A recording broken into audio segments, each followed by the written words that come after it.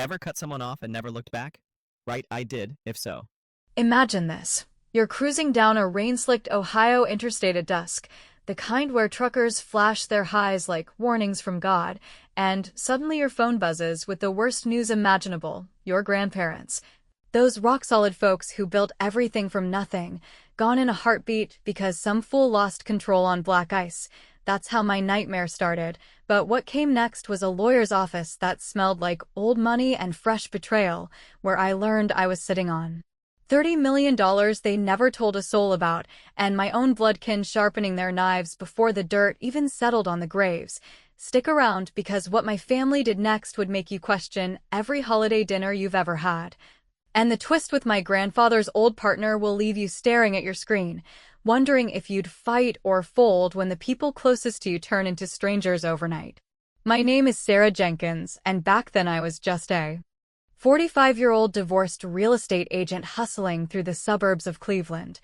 showing off overpriced ranch-style homes to folks who dreamed of white picket fences while I nursed my own regrets over a settlement that left me with a modest two-bedroom and a stack of bills that never seemed to shrink, never imagining that one phone call would drag me into a web of family greed thicker than the fog rolling off Lake Erie on those chilly autumn mornings. It was a Tuesday evening when everything shattered, the sky bruised purple as I wrapped up a showing for a young couple agonizing over whether to splurge on that bay window upgrade.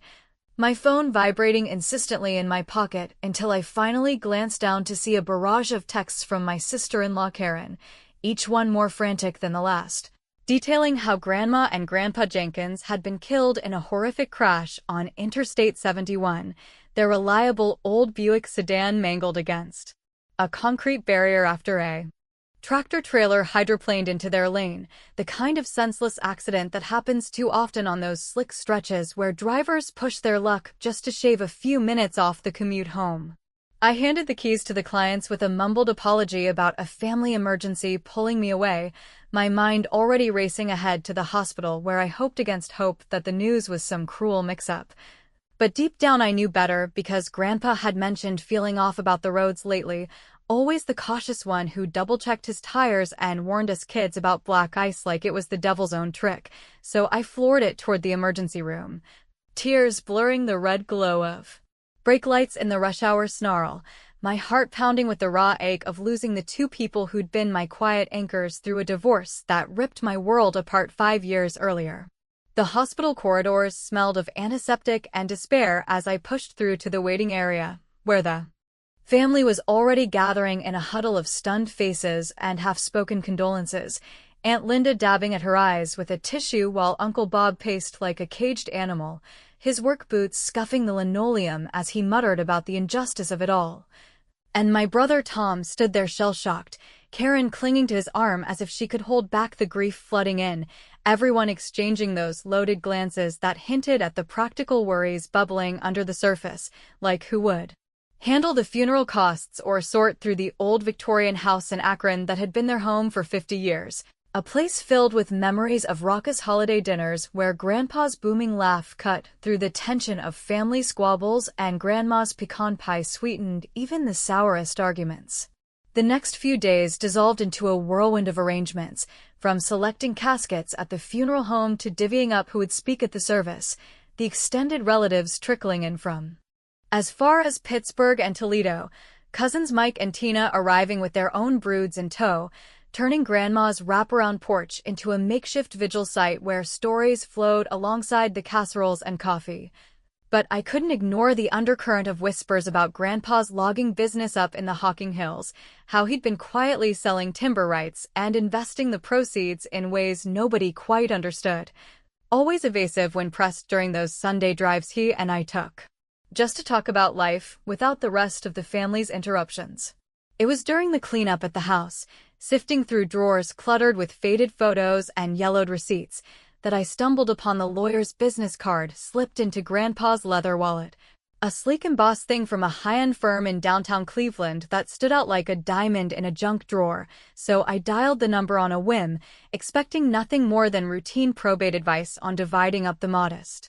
savings and that ancient Ford pickup rusting in the garage, but the receptionist patched me through to Elias Grant himself, his voice calm and measured over the line as he scheduled an urgent meeting for the following afternoon, stressing that the crash had accelerated matters in ways I couldn't yet fathom. Walking into his office felt like stepping into another world, the air heavy with the scent of aged oak paneling and fresh-brewed coffee from a silver urn. Elias, a silver-haired man in his 60s with wire-rimmed glasses and a demeanor that suggested he'd seen every family drama unfold behind closed doors, and as he gestured me to a leather chair across from his desk, he opened a thick folder stamped with official seals, his expression grave yet matter-of-fact when he announced that I, Sarah Jenkins, was the sole beneficiary of an estate valued at $30 million, a fortune amassed through Grandpa's savvy expansions in sustainable forestry and discreet real estate ventures, tied to conservation trusts, all explicitly willed to me in a document dated just 2 years prior, complete with a personal letter in Grandpa's familiar looping handwriting explaining his choice as gratitude for my unwavering support during his health scares.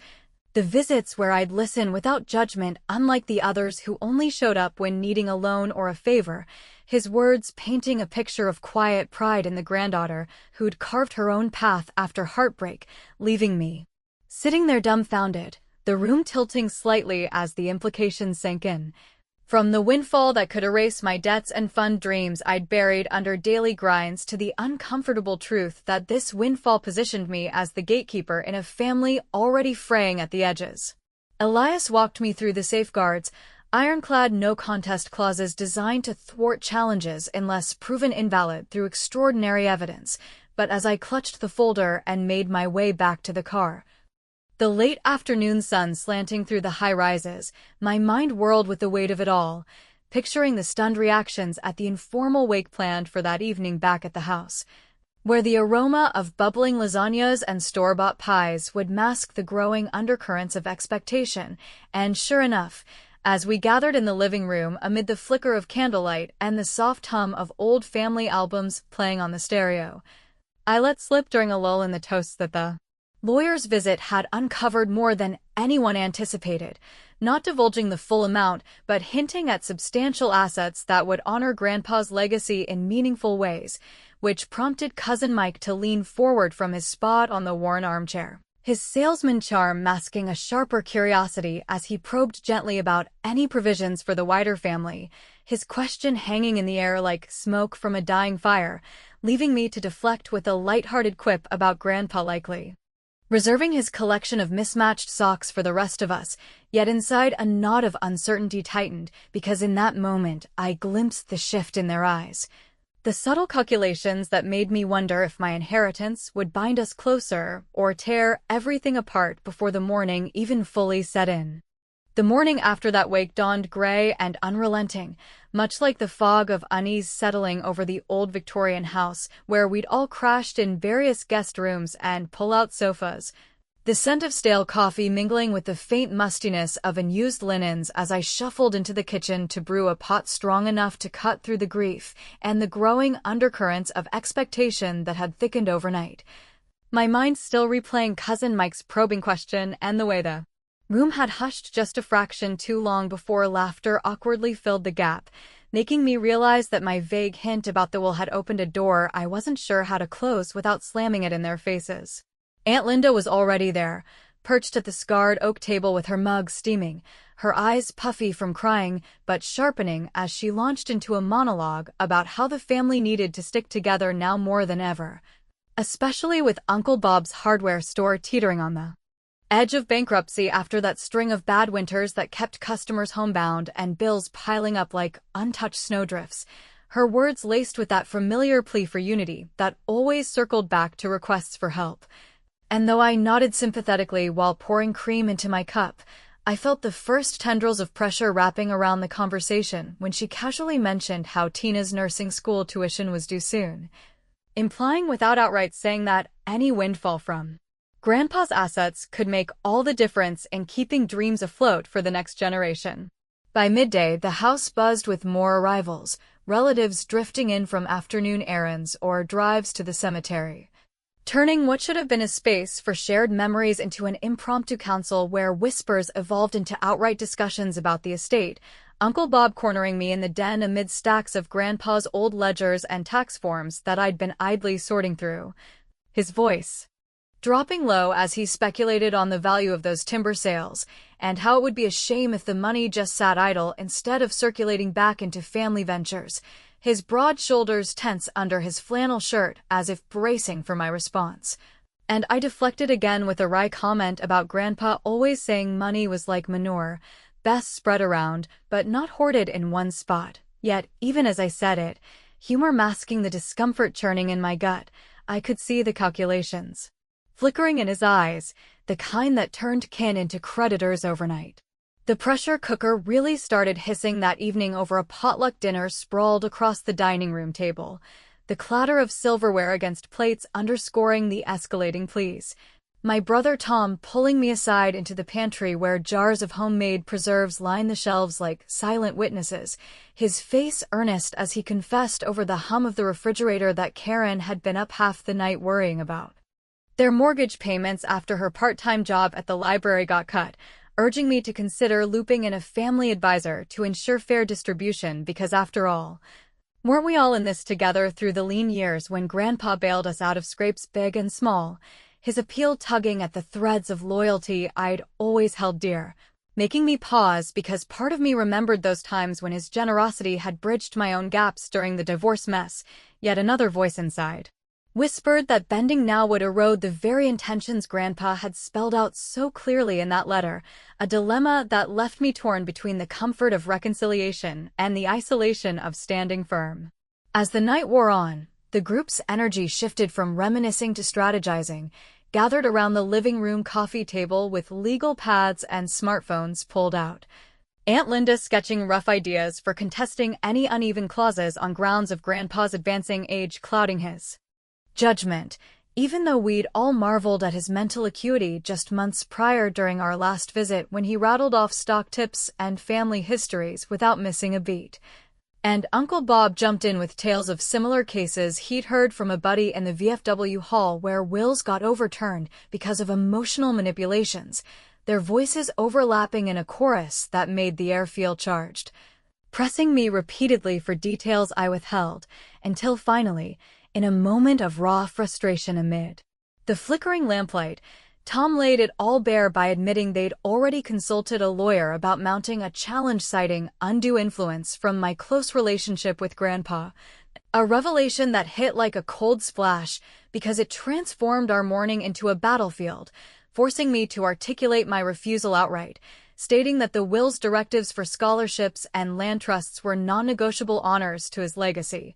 not personal windfalls to divvy up like poker chips, my words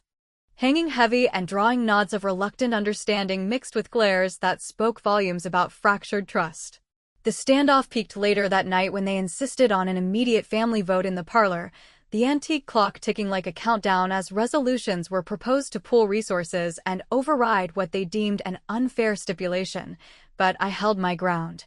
heart racing with the weight of isolation creeping in because watching their disappointment morph into accusations of selfishness made me question if my principles were just a fancy word for stubbornness, especially when Tina chimed in tearfully about her dreams slipping away without a lifeline, her plea echoing the very insecurities I'd battled post-divorce. Yet in that tension, I spotted an opportunity for a small counter. Slipping away briefly to the study where I rifled through Grandpa's desk drawer and palmed a sealed envelope addressed to me alone, its contents a pointed letter detailing his long-standing wariness of Uncle Bob's shady side deals from the early business days that nearly cost them everything, my sly retrieval feeling like a witty insurance policy against the tide turning fully against me. Because as I rejoined the fray with the envelope tucked safely in my sweater pocket, I quipped lightly about how Grandpa's true treasures were in the stories, not the statements, diffusing the immediate heat while planting seeds of doubt that had Bob shifting uncomfortably in his seat. The confrontation didn't end there, though, as tempers frayed further with demands for me to vacate the house by morning if I wouldn't budge, their collective resolve framing me as the outsider in my own bloodline. So I packed a bag under the cover of darkness, the floorboards creaking like protests as I loaded my car with essentials and that precious document, driving off into the misty pre-dawn hours with the estate's shadow looming larger than ever, the uncertainty gnawing at me about whether this ejection was rock bottom or just the prelude to something uglier, and as the miles blurred by toward my apartment in the suburbs, my phone remained silent until it finally rang in the quiet cabin of the vehicle. An unknown number flashing on the screen with a voice on the other end that sounded vaguely familiar yet laced with urgency, murmuring about a revelation tied to the crash that I needed to hear before the family closed ranks for good, leaving me frozen at a red light with pulse. Thundering and questions exploding in my mind about who this caller could be and what truth they held that might upend everything I'd just walked away from. Pulling over at the first rest stop I spotted along the interstate, the engine ticking down to silence in the pre-dawn chill while my hands still trembled from that cryptic phone call that had cut off abruptly after the caller hinted at irregularities in the crash report involving someone in the family circle.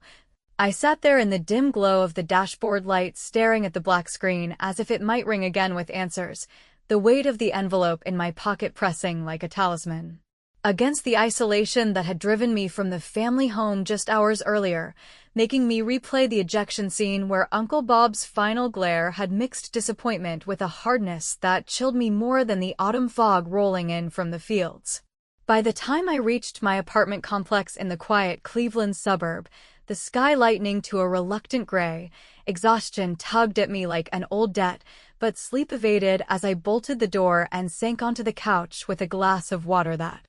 did little to wash away the bitterness of fractured bonds, my mind churning over Tom's plea and Aunt Linda's tears that had made my refusal feel less like principle and more like a cold calculation, especially when I considered how the inheritance could ease their burdens in ways my own life had desperately needed during those post-divorce months, scraping by on cold calls and showings that led nowhere. The morning brought no respite, my phone exploding with a flood of messages from the group chat they'd formed without me. A mix of accusations labeling me as the family pariah for choosing money over unity and veiled threats about legal actions that would tie up the estate for years. Karen's texts particularly stinging with references to our shared childhood summers at the lake house, where Grandpa taught us all to fish and forgive, her words worming into my resolve and forcing me to confront the nagging doubt that perhaps sharing a portion wouldn't betray his wishes, but honor the spirit of the family he'd built from scratch after immigrating with nothing but grit and a dream of American opportunity. Deciding to face the storm head-on, I showered and dressed in my most professional blouse and slacks, the kind I wore for high-stakes closings, then headed to Elias Grant's office for a follow-up on the will's protections, his receptionist ushering me into the conference room where the air hummed with the low whir of a projector and the scent of fresh legal briefs. But before Elias could even launch into the details of probate timelines, a commotion echoed from the lobby, voices rising in a cacophony that had me peering out to see my relatives storming the reception desk like a posse from an old western, Uncle Bob at the forefront waving a sheaf of papers while flanked by two attorneys in crisp suits that screamed big city retainers. Their arrival turning the polished space into an instant arena of confrontation that made my stomach knot with the realization they'd moved faster than I'd anticipated to launch their assault. They barged into the room without invitation, the lead lawyer Hargrove a slick operator with a gelled haircut and a briefcase monogrammed in gold, launching immediately into a monologue about filing motions to contest the will on multiple fronts, including claims of senility and undue influence from my frequent visits that allegedly swayed Grandpa's decisions in the twilight of his life.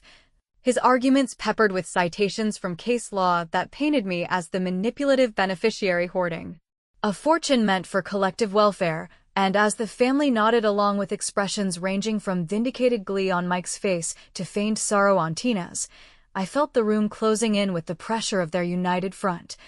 their narrative framing my choices as selfish betrayals that ignored the sacrifices they'd all made over decades of barbecues and bailouts, a perspective that hit home because hadn't I leaned on them during my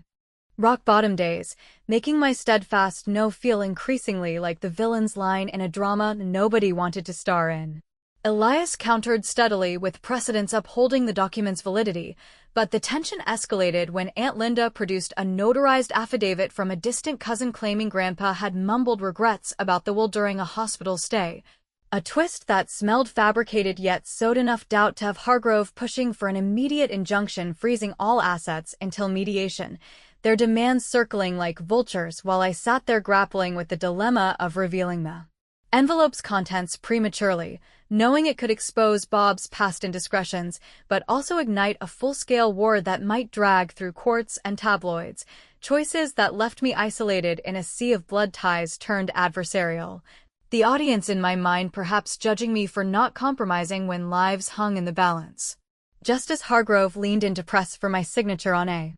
preliminary agreement that would cede control pending review, the door swung open again with a decisive creak, admitting Victor Hale, Grandpa's longtime business partner from the timber operations upstate. A towering figure in his mid-70s with salt and pepper hair and a weathered face etched from years under northern suns, stepping forward unannounced in a tweed jacket that carried the faint aroma of pine sap and pipe tobacco,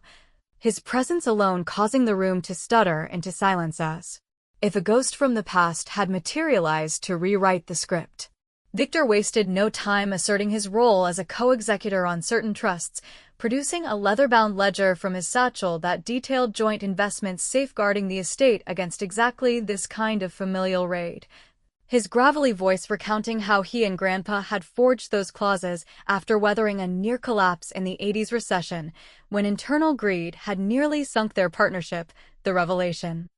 freezing my relatives in place because Victor's name had been whispered in family lore as the reliable outsider who'd vanished after a quiet buyout, nobody expecting him to resurface now with leverage that trumped their hired guns. Seizing the moment for my own clever turnaround, I slid the envelope across the table with a composed smile, suggesting we all review Grandpa's private correspondence to clarify intentions. And as Elias unsealed it to read aloud the pointed accusations against Uncle Bob's earlier attempts to siphon funds through falsified invoices, the color drained from faces around the polished mahogany. My delivery laced with dry humor about how some family skeletons rattled louder than others when the lights came on, turning their aggressive ambush into a tableau of exposed vulnerabilities that had Hargrove fumbling his notes and the family murmuring retreats. A satisfying reversal that eased the immediate siege yet deepened the rift, because as they filed out with promises of appeals ringing hollow, Victor pulled me aside to murmur about anomalies in the crash forensics, suggesting the Buick's brakes had been compromised deliberately. A bombshell tied to motives within our own ranks that left me reeling with the weight of potential betrayal. His final words dropping like a stone in still water about an impending accusation from an unexpected source that could shatter the fragile alliances we'd just begun to form. Lingering in the echo of that conference room standoff as the afternoon sun filtered through the blinds in slanted beams that cast long shadows across the legal paths scattered like fallen leaves, I turned to Victor with a mix of gratitude and wariness bubbling up because his intervention had bought me breathing room but also peeled back layers of the estate that made my solitary stance feel even more precarious. Like standing on a dock while the water churned darker beneath, his quiet assurance about the brake tampering hanging between us as we gathered the documents and stepped out into the bustling Cleveland streets where pedestrians hurried past with briefcases and coffee cups, oblivious to the family storm brewing just for me. We ended up at a nearby diner, the kind with checkered floors and booths worn smooth from decades of locals hashing out deals over greasy spoons, where Victor ordered black coffee and pie while I picked at a club sandwich that tasted like cardboard under the weight of revelations, his explanation unfolding in measured tones about how Grandpa had confided in him during late-night calls about the family's creeping entitlements, from Aunt Linda's mounting casino debts disguised as harmless flings, to Uncle Bob's hardware store propped up by loans he'd never repaid, safeguards woven into the trusts precisely to shield against such encroachments. Yet hearing it all laid out so clinically made me bristle inside, because why keep me in the dark until now?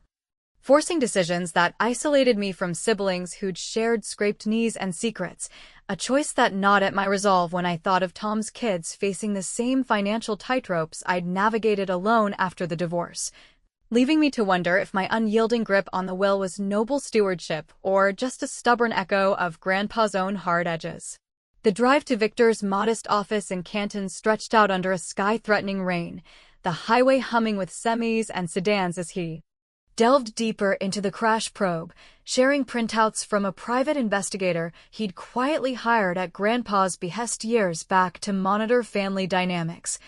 The forensics hinting at deliberate sabotage on the Buick's hydraulic lines during a routine service that Mike had overseen at his auto shop last autumn. A twist that slammed into me like the wipers slapping against the gathering drizzle, because confronting it meant accusing a cousin who'd once been like a brother during those wild teenage escapades at the family cabin, dilemmas piling up as I gripped the armrest and questioned whether exposing the truth would deliver justice or just fracture us irreparably. Especially when the inheritance could fund repairs for all if I'd only compromise, a path that tempted me with the illusion of restored harmony amid the growing specter of court battles draining the very pot we fought over. Back at the apartment by evening, the legal escalation hit like clockwork with certified letters sliding under the door from Hargrove's firm, motions filed to impound estate records and depose witnesses, including Elias. Their language dripping with insinuations of my collusion that painted me as the scheming outsider hoarding $30 million while kin scraped by on fixed incomes and fading dreams. And as I paced the living room with the papers crumpling in my fist, my phone lit up with a call from Karen, her voice cracking over the line in a torrent of sobs about the foreclosure notice they'd received that morning, blaming my refusal for pushing them to the brink when a simple infusion could save their home and preserve the traditions Grandpa cherished. Her raw vulnerability striking chords of guilt, because I remembered her standing by me through the custody hearings, making my no echo hollow in my ears and forcing a momentary waver where I almost offered a bridge loan just to quiet the inner turmoil of being cast as the villain in our shared narrative. Seeking solace, I drove back to the Victorian house under cover of twilight, the porch light flickering like a hesitant welcome as I let myself in with the spare key, climbing the creaky attic stairs where dust motes danced in the beam from my flashlight,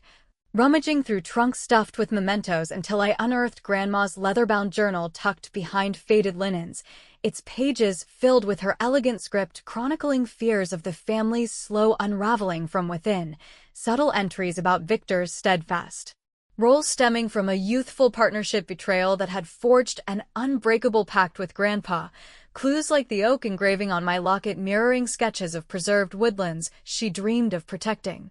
Insights that humanized the will's exclusions as acts of desperate love rather than favoritism, yet they also amplified my isolation because acting on them meant deepening the divide. Choices that left me sitting on the attic floor with tears blurring the ink, pondering if forgiveness could coexist with accountability in a legacy so tangled. The night's tension peaked when headlights swept the driveway, announcing Mike's arrival in his battered truck, stepping onto the porch with shoulders slumped and a bottle of bourbon in hand as if bartering for truce,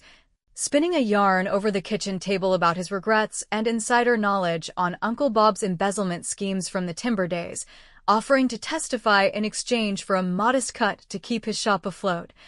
his eyes pleading in a way that almost softened me because who among us hadn't chased shortcuts in tough times, the dilemma twisting sharper as he detailed how Bob had pressured him into the brake check that went wrong, a confession that could unravel everything if leveraged right, yet his vulnerability masked potential traps, making me weigh the cost of trust against the satisfaction of exposure. Playing it cool, I poured us drinks and steered the talk with feigned sympathy, my phone discreetly recording every word from my pocket while I nodded along, then flipped the script with a wry quip about family secrets being like bad investments that compound interest until they bankrupt the whole portfolio. Watching his face crumple as I casually mentioned the journal's revelations without revealing my hand, a calculated humiliation that had him stammering excuses and bolting into the night. My revenge a sharp sting of satisfaction mingled with sorrow because turning the tables felt empowering yet hollowed out the last threads of cousinly bond, leaving me alone with the device's incriminating audio as a weapon for the battles ahead. Just as the adrenaline ebbed and I sank into a chair with the weight of it all, Victor's call pierced the quiet. His tone urgent over the static line about a hidden codicil buried in the estate papers that linked portions of the fortune to an unresolved debt from their early ventures, surfacing now as a potential wildcard that could either bolster my position or invite new predators, his words trailing off with hints of his personal stake tied to that long-ago betrayal, ambiguities that set my mind racing until the doorbell chimed insistently, shadows shifting on the porch that didn't belong to any familiar silhouette, freezing me in place with the pulse of impending confrontation. Edging toward the front door with the journal clutched like a shield and Victor's warning about the codicil still echoing in my ears as a tangled promise of either salvation or deeper entanglement, I hesitated for a beat in the shadowed hallway where family portraits stared down with accusatory eyes, the porch light casting elongated figures through the frosted glass that resolved into Hargrove and a pair of deputies bearing court orders for asset freezes and emergency hearings, their insistent knocks reverberating like final judgments while my mind raced through the implications of this midnight raid that could lock away Grandpa's legacy before the ink on the will had fully dried, forcing me to weigh the solitude of defiance against the chaos of compliance in a night that stretched the family's fractures to breaking point. The deputies served the papers with mechanical efficiency, their badges glinting under the bulb as Hargrove loomed behind with a smirk that screamed premature victory, detailing injunctions backed by affidavits from Uncle Bob and Mike, alleging fraud in the estate's valuation and my undue sway over Elias. The documents painting a picture of me as the opportunistic hoarder derailing a rightful redistribution that could stabilize homes and futures, and though I signed the acknowledgments with steady hands, inside the turmoil swelled because their case tugged at the very guilts I'd wrestled with, like how the money might have cushioned Tom's layoff last year or eased Tina's medical bills, choices that made my refusal seem not just principled, but perilously self-serving in the eyes of those who'd once been my safety net. By morning, the news had spread through frantic calls and emails, pulling everyone into a powder keg summit at Elias's firm where the conference room brimmed with tension thicker than the steam from the coffee urn.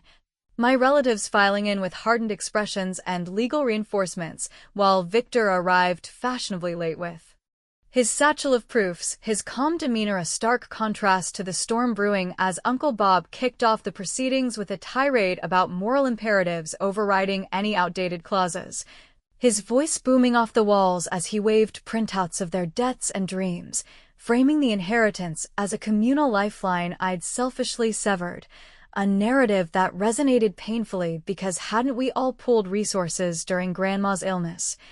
making my unyielding stance feel like a betrayal of the very communal spirit Grandpa had instilled through stories of Depression-era barters and unbreakable kin bonds. The arguments volleyed back and forth with Elias defending the will's ironclad structure against Hargrove's onslaught of technicalities, including challenges to Victor's standing as a non-blood witness. But the real pivot came when Aunt Linda broke down in a flood of tears, clutching a photo of her with Grandpa at a long-ago fair and pleading for mercy on Tina's behalf, her raw appeal slicing through the legalese and hitting me square because it mirrored my own pleas during the divorce when family rallied without question, forcing a momentary crack in my armor where I almost voiced a compromise on peripheral assets just to stem the bleeding of relationships that had defined my life, dilemmas that left the room hanging on my next words while subtle clues from the journal, like Grandma's notations on hidden alliances, hinted at truths yet to surface without tipping the full hand.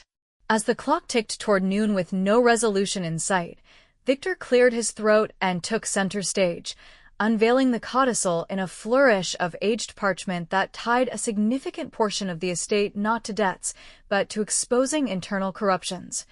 His gravelly narration detailing how Grandpa had embedded trackers in the trusts to flag unauthorized accesses, like the loans Bob and Mike had siphoned for personal ventures, the revelation landing like a thunderclap that silenced the room and drained color from faces as he cross-referenced bank records showing patterns of misuse dating back decades, a masterstroke that reframed their grievances as self-inflicted wounds rather than my doing.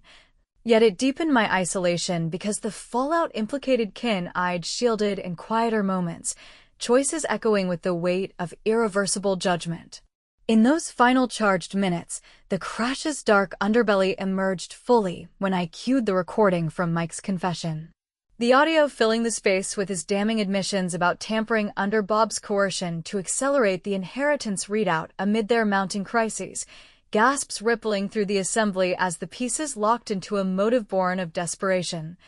My delivery of the evidence laced with wry humor about how family ties could twist into nooses when money entered the frame, a poised revenge that exposed their hypocrisies without raising my voice, watching vindication settle as Hargrove conceded the motions and the family splintered into stunned retreats, Uncle Bob's glare mixing defeat with a flicker of shame that almost elicited pity, though the satisfaction of turning their siege into surrender coursed through me like a long-withheld breath released. With the will upheld and distributions greenlit for the scholarships and conservation Grandpa envisioned, the group dispersed into the parking lot under a sky clearing to hesitant blue, but ambiguities clung like morning mist. Victor's personal angle rooted in that unresolved youthful betrayal remaining unspoken, a shadow suggesting he sought more than guardianship, and Tom's parting embrace laced with unspoken pleas for future mending that I left hanging.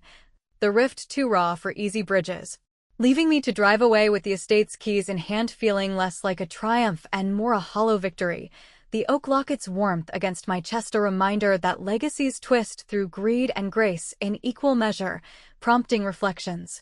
on whether I'd preserved Grandpa's intent or merely inherited his solitude, questions that linger like unanswered calls in the quiet aftermath, inviting you to ponder what lines you'd draw when fortune tests the bonds you thought unbreakable.